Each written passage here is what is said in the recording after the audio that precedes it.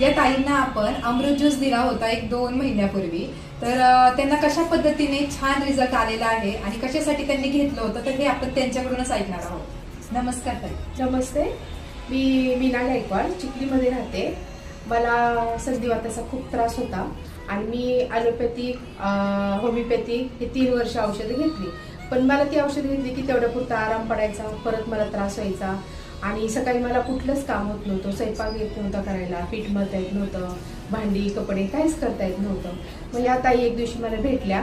त्यांनी मला अमृत ज्यूस आणि आर्थोची कॅप्सूल दिली.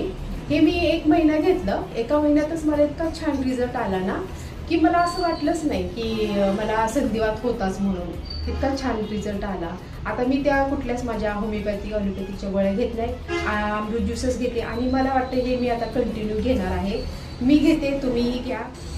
बघा मित्रांनो, ताई किती खुश आहेत.